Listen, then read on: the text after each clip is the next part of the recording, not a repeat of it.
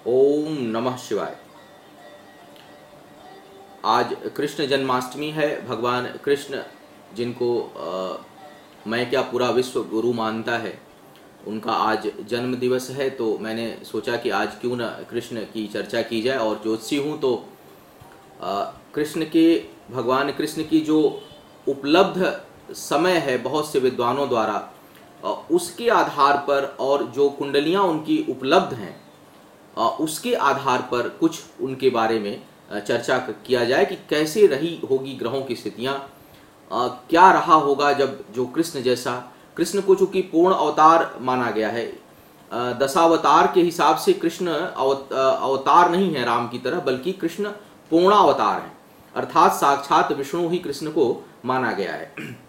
तो एक भगवान कृष्ण का मुझे के लिए समर्पित एक श्लोक मुझे बहुत पसंद है, आप लोगों के साथ उसको पहले कहूँगा कि वसुदेव सुतम देवम कंस चारुमर्दनम देवकी परमानंदम वंदे कृष्णम जगत गुरु।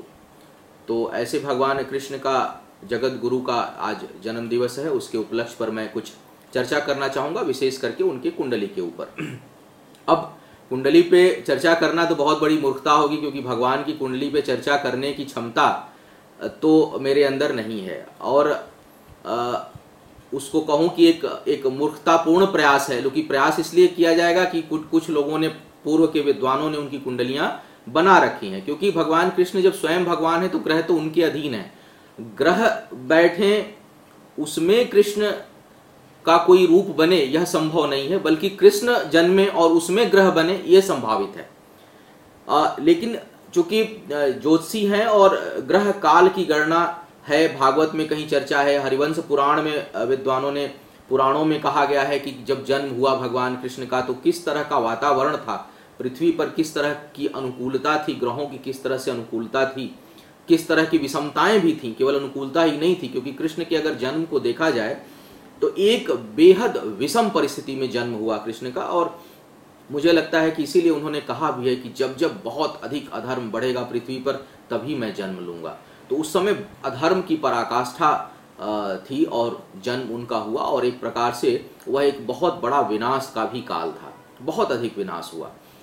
तो क्या क्या रहा होगा, कैसी रही होगी, मैं ये नहीं कह रहा हूं कि ये कृष्ण की कुंडली है, बल्कि मैं ये कहूंगा कि कैसी रही होगी ग्रहों की स्थितियां, इस पर करूंगा चर्चा। उम्मीद है आपको रोचक लगेगा और आप कुछ इससे जानकारी प्राप्त कर पाएंगे। सबसे पहले मैं यह बताऊं कि भगवान कृष्ण के जन्म का बहुत ऑथेंटिक जो तारीख है वह संभव नहीं हो पाती, क्योंकि मैंने बहुत इसके ऊपर अध्ययन किया। उसमें मैं चर्चा करना चाहूँगा कि जैसे डॉक्टर वी रमन जो साउथ के एक बहुत विख्यात ज्योतिषी हुए, उन्होंने जो कुंडली दी है मैं उसके ऊपर चर्चा करूँगा। देवकी नंदन सिंह ज्योतिष रत्नाकर जिन्होंने लिखी, उस पर मैं चर्चा करूँगा कि उन्होंने क्या कुंडली दी है और उसका क्या है और क्यों नहीं है वो। उसके साथ साथ जातक सारदीप के अनुसार क्या है भगवान कृष्ण की कुंडली। उसके अलावा मैं देख रहा था जो वर्तमान में बहुत अच्छे ज्योतिषी हैं डॉक्टर कियन राव, उन्होंने भी कृष्ण के ऊपर, कुंडली के ऊपर चर्चा की है। और मेरे पिता जो स्वयं ज्योतिषी हैं, उन्होंने भी कृष्ण के ऊपर, हमारी उनसे वार्तालाप होती रहती है कि क्या हो सकती है भगवान कृष्ण की कुंडली। तो बहुत से विद्वानों में इसके ऊपर कुछ कुछ मतभेद है। अब वो मतभेद क्या है और मेरी समझ से उसमें कहाँ कुछ कमियां रहती हैं, क्या उसमें और होना चाहिए था या नहीं होना चाहिए था, इस पर करूंगा एक चर्चा। दूसरा, इसके साथ साथ मैं एक चीज और बताना चाहूंगा कि क्या, वैसे तो अगर देखूं तो जो युगों का हिसाब है उस हिसाब से कलयुग चल रहा है, और कलयुग में कल्कि अवतार है, और कलयुग का अभी केवल 5000 वर्ष पूरा लगभग हुआ है। तो उस हिसाब से तो बहुत अभी समय बाकी है अवतार होने के लिए। लेकिन जो युगों की जो गणना है, द्वापर त्रेता, सतयुग, द्वापर, त्रेता और जो है वह कलयुग, वो गणना कहीं जो भगवान राम का या नृसिंह अवतार का या भगवान राम का या भगवान कृष्ण का या बुद्ध का जो जन्म का जो समय है उससे मैच नहीं करता है। क्योंकि अगर राम के इतिहास को देखा जाए तो यह करीब भगवान राम से संबंधी जो चीजें मिलती हैं वो लगभग 7500 से 8000 वर्ष पूर्व की मिलती हैं।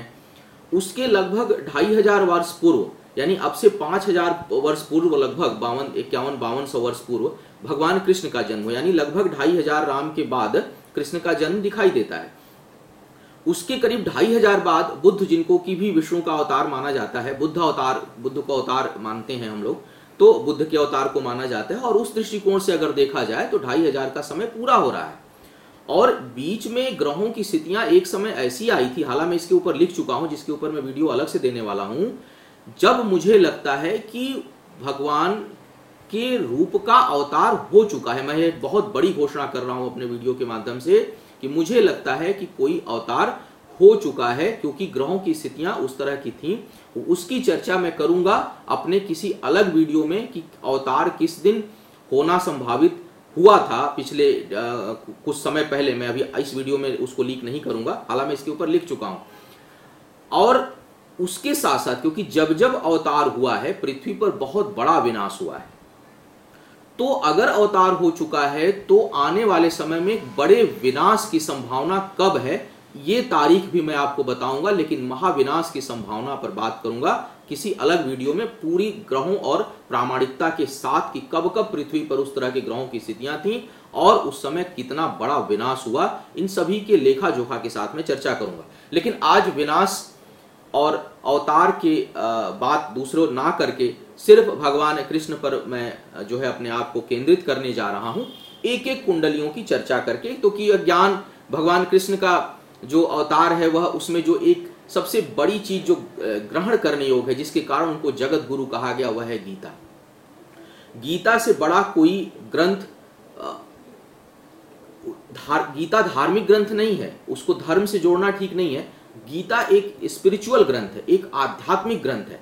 जीवन जीने की संपूर्ण कला, कैसे जीवन को आप बेहतर कर सकें, और इस दुखालय में, संसार को दुखालय कहा गया है, इस दुखालय में कैसे आप अपने आप को आत्म केंद्रित करके, कैसे आप अपने आप को सहज भाव से रखकर इस भव सागर रूपी संसार से आप जो है वह पार हो सकें, कैसे मुक्ति प्रदान हो, कैसे मोक्ष प्रदान हो, और कैसे जिए इस संसार में रिश्तों को, कैसे जिए इस संसार में अपने जीवन को, क्या है धर्म अधर्म की परिभाषा, इसके ऊपर गीता से बड़ी कोई ग्रंथ नहीं है, कोई महाग्रंथ नहीं है। वैसे उससे बड़ी तो जो भगवान कृष्ण का जो पूरा जो निष्कर्ष है, अगर भगवान कृष्ण को जानना है तो वह एकमात्र गीता है, और उसके माध्यम से हम उनको जान सकते हैं। और मेरा जैसा मानना है, मैं अपने अधिकांश वीडियो में कहता हूं कि किसी अपने आराध्य की पूजा करने का तात्पर्य होता है उसके बताए हुए रास्तों का अनुसरण करना। सिर्फ कृष्ण जन्माष्टमी के दिन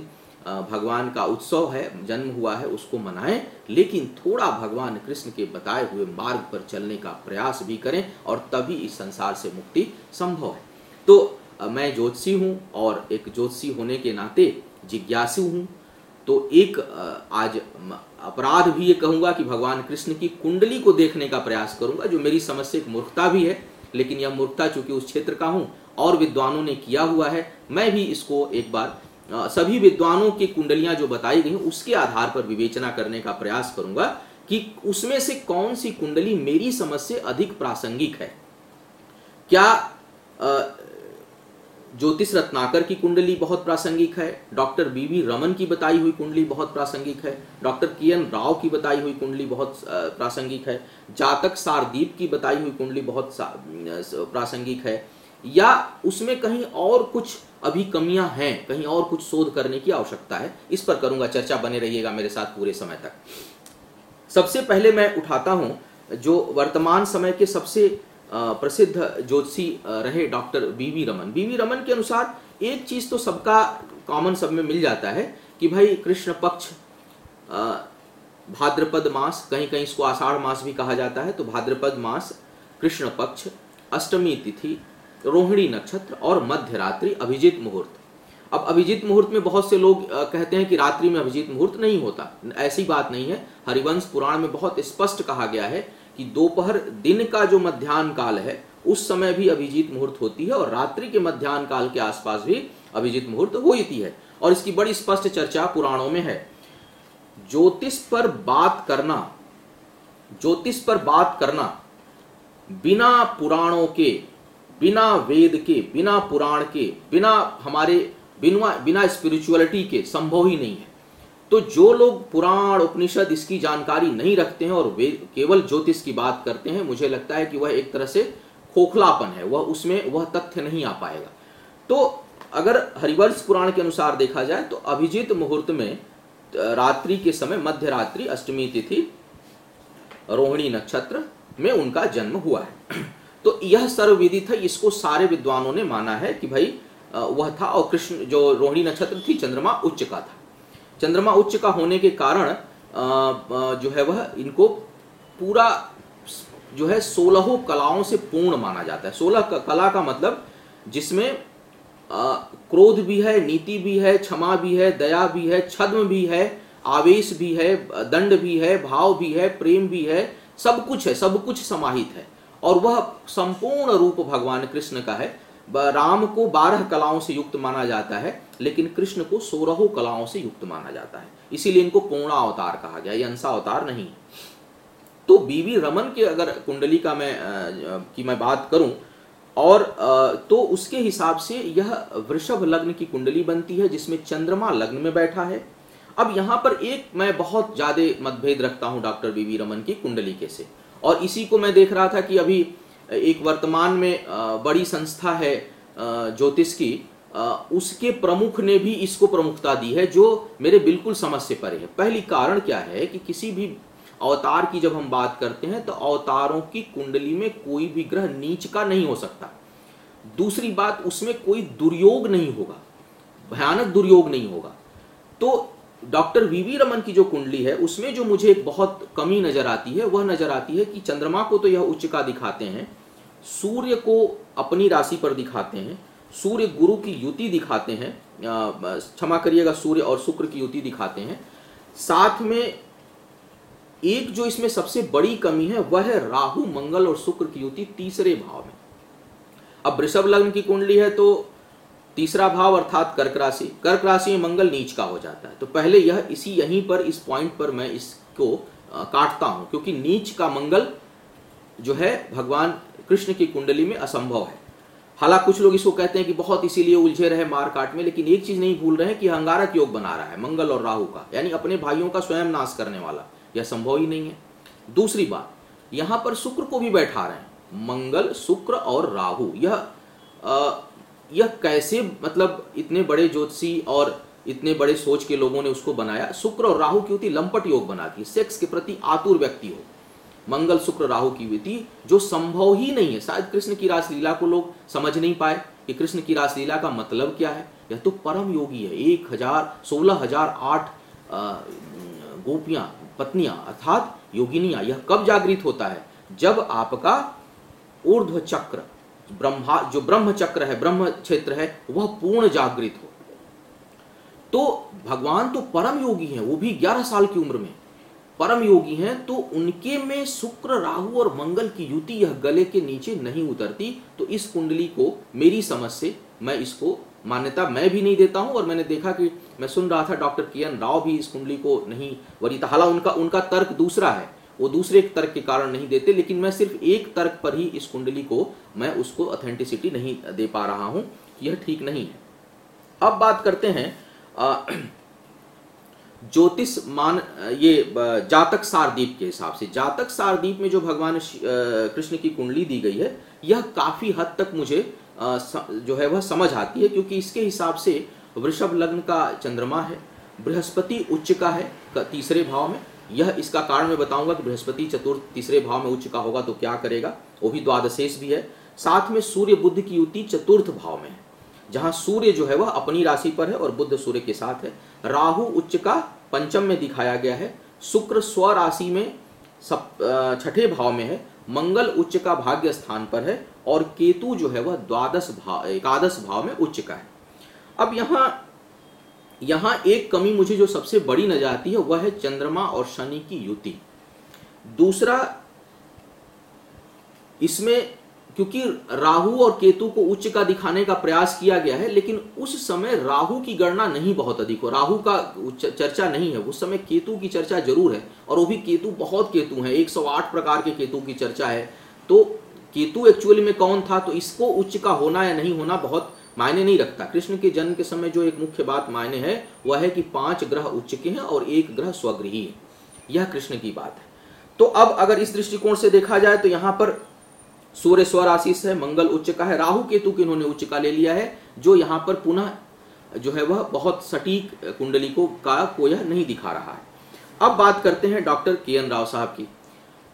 इनके हिसाब से जो इनके गुरु ने बताया है कि कुंडली भगवान जो है वह कृष्ण की क्या होनी चाहिए, उसमें यह चर्चा कर रहे हैं कि चंद्रमा उच्च का है जो है वह लग्न में, बृहस्पति उच्च का है 3रे भाव में, बुध उच्च का अपनी राशि पर है 5म भाव में, सूर्य और शुक्र की युति है 4th भाव में, उच्च का शनि 6ठे में है राहु के साथ, और उच्च का मंगल है भाग्य स्थान पर मकर राशि में, और केतु जो है वह 12 भाव में। अब यहाँ पर अगर देखा जाए तो 1 चंद्रमा 1, बृहस्पति 2, बुध 3, शनि 4 और मंगल 5 ग्रह उच्च के हो रहे हैं, इस बात की पुष्टि हो जाती है। तो यह कुंडली काफी करीब नजर आती है। अब इसमें जो सूर्य अपनी राशि पर हो गया, यानी 5 ग्रह उच्च के और 1 ग्रह अपनी राशि पर, तो यह कुंडली काफी नजदीक आती है। अब इसी कुंडली के अनुसार मैं थोड़ी व्याख्या अपने हिसाब से आपको करना चाहूंगा। इस कुंडली को काफी हद तक, हालांकि इसमें मुझे जो एक कमी नजर आ रही है जिस पर के.एन. राव साहब ने भी चर्चा नहीं करी है, वो मैं बताऊंगा अपने चर्चा के दौरान। व्याख्या करते हैं कि क्या यह कुंडली काफी करीब है, तो क्या क्या कृष्ण की चीजें संभावित हैं। पहली चीज, चंद्रमा उच्च का लग्न में, अर्थात अत्यंत ही चंचल स्वभाव और अति सुंदर रूप, बहुत अधिक आकर्षित करने वाला रूप, तो यह चंद्रमा उनको प्रदान कर रहा है। अब बृहस्पति 3रे भाव में उच्च का, 3रा भाव होता है पराक्रम और प्रदर्शन का। अब जिसके भाव में उच्च का बृहस्पति 3रे भाव में हो, वह प्रदर्शन किस चीज का करेगा? चूंकि प्रदर्शन तो 3रा भाव होता ही पराक्रम और प्रदर्शन का है, तो यहां बृहस्पति के होने के कारण जो प्रदर्शन है वह आध्यात्म का है, वह धर्म का है, वह ज्ञान का है, क्योंकि देव गुरु बृहस्पति जो है वह ज्ञान के कारक है। तो प्रदर्शन या ख्याति जो मिलेगी वह किसकी मिलेगी? ज्ञान की मिलेगी। कोई दूसरा ग्रह होता, जैसे मंगल होता यहाँ पर पराक्रम भाव में, तो शायद युद्ध की होती। तो कृष्ण कोई योद्धा की गिनती नहीं है या किसी बड़े राजा की नहीं है, कृष्ण एक बहुत बड़ी माने ज्ञान की पराकाष्ठा है। तो ज्ञान की चर्चा होगी। अब देखा जाए, यह बृहस्पति उच्च के मंगल से दृष्ट है, अर्थात साथ में पराक्रम भी है, बहुत अधिक पराक्रम है, क्योंकि बृहस्पति और मंगल का दृष्टि योग जो है वह पराक्रमी बनाता है। और दूसरी बात कि मंगल सप्तमेश है और बृहस्पति अष्टमेश है, तो यह पराक्रम जो है वह आध्यात्म की पराकाष्ठा पर ले जाता है। और एक ग्रह जो आध्यात्म की तरफ कहाँ ले जाता है, वह है शनि। शनि से बृहस्पति के संबंध हुए बगैर कोई भी व्यक्ति आध्यात्म के चरम स्तर पर नहीं पहुंच सकता। शायद इसीलिए विद्वानों ने यहाँ पर शनि को उच्च का किया है 6ठे भाव में, और शनि की पूर्ण दशम दृष्टि बृहस्पति पर बनती है। अब शनि के 6ठे भाव में होने और उसकी दृष्टि होने के कारण 2 तरह की बात बनती है। पहली ये कि एक तो अध्यात्म, न्याय और धर्म पर पूरे पराक्रम और दृढ़ता के साथ मंगल की दृष्टि के कारण भगवान कृष्ण चलते हैं और उस पर अडिग रहते हैं और उसका ज्ञान देते हैं। दूसरी बात यह हो जाती है कि शनि और राहु की युति 6ठे भाव में होने से शत्रुहंता बनते हैं। अर्थात एक तो पहली बात तो है कि शत्रु कभी पीछा नहीं छोड़ते, क्योंकि शनि और राहु अगर जिसके 6ठे भाव में हो उसके शत्रु कभी पीछा नहीं छोड़ेंगे। अगर कृष्ण को देखा जाए तो उनके जन्म ही नहीं, उनके जन्म से पूर्व ही शत्रु पीछे पड़ गए, और जन्म के बाद मतलब दूध पी रहे हैं तो पूतना आ जाती है, थोड़े बड़े होते हैं तो काली नाग है, तो न जाने कितने असुरों का संहार करते करते करते करते और अंत तक जो है उनका यही रहा कि हमेशा उद्धार करना, युद्ध लड़ते रहना, और शत्रु पीछा नहीं छोड़ते। तो शनि राहु 6ठे भाव में होने से यह बात तो है कि पीछा नहीं छोड़ते, लेकिन शनि राहु के होने के कारण शत्रुओं को वो परास्त भी करते हैं। तो यह इस बात की पुष्टि यहां से हो रही है कि यह बिल्कुल सही है। तीसरी बात, शनि राहु 6ठे भाव में और केतु 12 में, अर्थात लगातार भ्रमण। केतु 12 में पुनः ज्ञान का कारक है, जबरदस्त ज्ञान देता है, लेकिन यह भ्रमणशील भी बनाता है। बहुत अधिक भ्रमण शनि राहु के कारण होते ही व्यक्ति अपने मातृ स्थान को छोड़ देता है, बहुत जल्दी छोड़ देता है। अगर शनि छठे भाव में हो जाए, राहु छठे भाव में हो जाए, विशेष करके शनि छठे भाव में हो जाए, तो व्यक्ति अपने घर परिवार से बहुत जल्दी दूर होता है। तो वह इनके तो पैदा होते ही यह दूर हो जाते हैं। तो इसकी भी पुष्टि यहाँ पर बहुत अच्छे से हो रही है। अब अगर देखा जाए तो कई लोग सप्तमेश को, मंगल को भाग्य स्थान पर मानने के कारण जो है वह कहते हैं बहुपत्नी योग बनता है, जबकि मैं ऐसा नहीं मानता। मैं मानता हूं शुक्र के चतुर्थ भाव में होने के कारण, शुक्र यदि चतुर्थ भाव में है तो यह बहुपत्नी योग बनाता है, और यह सुखों को भी देता है, ख्याति को भी देता है, और प्रसिद्धि को भी देता है, और सभी आधुनिक चीजों से व्यक्ति को व्याप्त करता है। तो शुक्र का यहाँ, हालांकि यह माता के सुख में कमी करता है, और सूर्य के यहाँ होने के कारण, और सूर्य शुक्र दोनों की दृष्टि दशम भाव में होने के कारण, विशेष करके सूर्य की दृष्टि दशम भाव पर शनि के राशि पर होने के कारण पिता के सुख में भारी कमी करता है। इसीलिए शायद पिता की बहुत चर्चा कृष्ण के जन्म में नहीं है, न ही उनका कोई बहुत अधिक रोल है। दूसरा एक कारण और है शनि का, जो अगर देखा जाए छठे भाव में, कि दशमेश भी है शनि। दशमेश शनि होने के कारण यह क्लियर कट राजभंग और पिता से दूरी का योग बनाता है, यानी पिता के सुख में कमी और व्यक्तिगत राज्य का ना होना, स्थान का भ्रमण होना। हालांकि कहा जाता है कि द्वारिका उन्होंने बसाई, लेकिन कृष्ण को राज सुख नहीं है, कृष्ण राज के सुख को नहीं भोगते हैं, वह भ्रमणशील हैं, जहां जहां समस्याएं हैं उस जगह पर जाते हैं और उसको ठीक करते हैं। तो इसकी पुष्टि भी यह कुंडली कर रही है। दूसरा भाग्यभंग योग भी बना रहा है, उच्च का तो शनि है लेकिन भाग्यभंग योग बना रहा है। तो कृष्ण का अगर देखा जाए तो बहुत स्ट्रगलफुल लाइफ है, सब बहुत गुणों से पूर्ण है, लेकिन उन्होंने एक मानव जीवन में आकर के दिखाया है कि मेरे अंदर कितने भी ताकत क्यों न हो, लेकिन यदि मैं मनुष्य योनि में हूं तो बहुत अधिक जीवन जो है वह संघर्ष पूर्ण होगा। और मुझे लगता है कि कृष्ण से अधिक संघर्ष भी किसी ने नहीं किया है, अगर अवतारों की बात की जाए तो। अब बात करते हैं बृहस्पति और बुध की।